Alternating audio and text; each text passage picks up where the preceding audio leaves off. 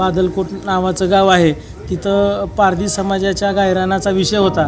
तर महामानव डॉक्टर बाबासाहेब आंबेडकर प्रथमतः इथून साधारणतः 5 ते 7 किलोमीटर चालत प्रवास त्यांनी पारधी समाजाला न्याय देण्यासाठी केलेला आहे.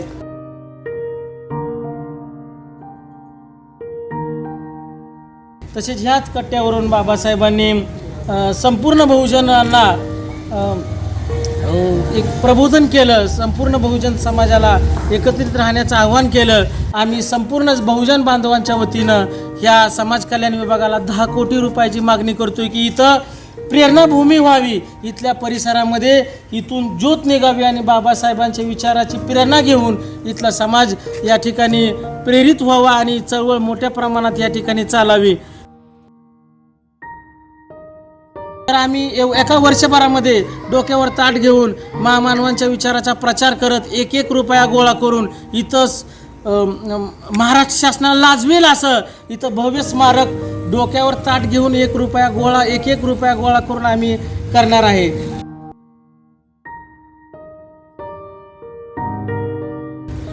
हे करकम ऐतिहासिक गाव आहे. या गावामध्ये ह्याच ठिकाणी महामानव परमपूज्य भारतरत्न डॉक्टर बाबासाहेब आंबेडकर हे 31 डिसेंबर 1937 रोजी आले होते. बाबासाहेबांना पंढरपूर येथे परिषद घ्यायची होती. त्या परिषदेच्या अनुषंगानं महामानव डॉक्टर बाबासाहेब आंबेडकर हे मुंबईवरून गुरुवारी पंढरपूरसाठी बसले आणि पहाटे शुक्रवारी कुर्डुवाडीला उतरले. तुम्ही जर बघितलं तर कुर्डुवाडीचं जुनं स्टेशन आहे, रेल्वे स्टेशन. तिथं बैलगाडी आणि बाबासाहेबाचा पुतळा आजही तुम्हाला बघायला मिळेल. त्या ठिकाणी उतरल्यानंतर बाबासाहेब आणि त्यांचे सवंगडी जवळजवळ 40च्या आसपास लोक त्यांच्यासोबत होते आणि बाबासाहेब आणि त्यांचे अनुयायी सगळे तुम्ही जे बघताय ते ह्या कट्ट्यावर 31 डिसेंबर 1937ला वार शुक्रवार होता. तिथं या ठिकाणी बाबासाहेब आले. या ठिकाणी आल्यानंतर प्रथमतः बाबासाहेब ह्या गावाच्या शेजारी असणारं बादलकोट नावाचं गाव आहे. तिथं पारधी समाजाच्या गायरानाचा विषय होता. तर महामानव डॉक्टर बाबासाहेब आंबेडकर प्रथमतः इथून साधारणतः 5 ते 7 किलोमीटर चालत प्रवास त्यांनी पारधी समाजाला न्याय देण्यासाठी केलेला आहे. आणि त्यांचा प्रश्न मार्गी लावल्यानंतर महामानव डॉक्टर बाबासाहेब आंबेडकर परत करकम या गावी आले. इथं शेजारीचं बौद्ध समाज आहे आणि मातंग समाज आहे. अनेक दिवसापासून हे दोन्ही समाज बंधुभावाने या ठिकाणी वावरत आहेत. त्या काळातसुद्धा स्वतंत्रपणे बाबासाहेबाला आपला नेता मानणाऱ्या लोकांनी, बौद्ध समाज आणि मातंग बांधवांनी स्वतंत्रपणे बाबासाहेबांच्या स्वागतासाठी तयारी केली होती. या गावामध्ये सुद्धा बाबासाहेब हे जागतिक लीडर असल्यामुळे या गावात बाबासाहेबांची वाजत गाजत मिरवणूक निघाली. त्याचबरोबर ह्या दोन्ही समाजाने स्वतंत्रपणे बाबासाहेबांच्या स्वागत सत्काराची तयारी केली असताना बाबासाहेबासोबत ऐदळे नावाचे जे ग्रस्त होते त्यांना बाबासाहेबांनी सांगितलं की तुम्ही इथं बौद्ध समाजाला मार्गदर्शन करा आणि मी शेजारी असणाऱ्या मातंग समाजाला मार्गदर्शन करतो. तर तुम्ही बघू शकता ही जी कट्टा आहे ह्या पवित्र भूमीमध्ये महामानवाने इथल्या मातंग तत्सम सर्व बहुजन बांधवांना मार्गदर्शन केलेला हा कट्टा आहे. तसंच बाबासाहेबांचं एक जी जगप्रसिद्ध कोटेशन आहे की जातीयता ही वरून वाहत आलेली गटारगंगा आहे.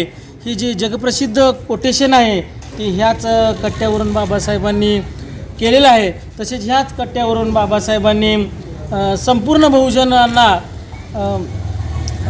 एक प्रबोधन केलं. संपूर्ण बहुजन समाजाला एकत्रित राहण्याचं आवाहन केलं की भिवू नका, मी तुमच्या पाठीशी आहे, असं एक प्रेरणादायी वक्तव्य बाबासाहेबांनी या ठिकाणी केलं.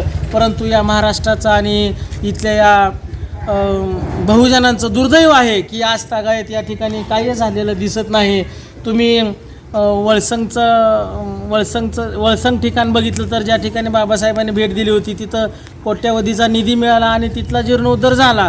तुम्ही परवाच इथल्या महाडमधल्या चौदार तळ्याचा सुद्धा 500 कोटी रुपये देऊन तिथलं सुद्धा डेव्हलपमेंट करण्यात आली. परंतु आमचं सर्वांचं दुर्दैव आहे आणि ह्या महाराष्ट्र शासनाचं आणि या देशातल्या मनोवादी सरकारचं हे नाकर्तेपण आहेत की या ठिकाणी अजून काही झालेलं दिसत नाही. तर आपल्या चॅनलच्या माध्यमातून मी महाराष्ट्र राज्याचे समाज कल्याण मंत्री सन्मान्य संजयजी शिरसाट साहेब यांना विनंती करतोय की आपण एका वर्षभरामध्ये आपण जोपर्यंत पदावर आहे तोपर्यंत ह्या कट्ट्याचा जीर्णोद्धार व्हावा आणि आम्ही संपूर्ण बहुजन बांधवांच्या वतीनं ह्या समाज कल्याण विभागाला 10 कोटी रुपयाची मागणी करतोय की इथं प्रेरणाभूमी व्हावी, इथल्या परिसरामध्ये इथून ज्योत निघावी आणि बाबासाहेबांच्या विचाराची प्रेरणा घेऊन इथला समाज या ठिकाणी प्रेरित व्हावा आणि चळवळ मोठ्या प्रमाणात या ठिकाणी चालावी.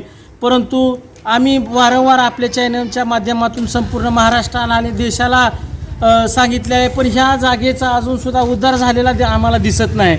तर आपल्या चॅनलच्या माध्यमातून पुन्हा एकदा मी आपल्या समाजातील सर्व बांधव असतील, समाज कल्याण मंत्री असतील किंवा जर हे त्यांनी केलं नाही तर आम्ही एका वर्षभरामध्ये डोक्यावर ताट घेऊन महामानवांच्या विचाराचा प्रचार करत 1-1 रुपया गोळा करून इथंच महाराष्ट्र शासनाला लाजवेल असं इथं भव्य स्मारक डोक्यावर ताट घेऊन 1 रुपया गोळा करून आम्ही करणार आहे.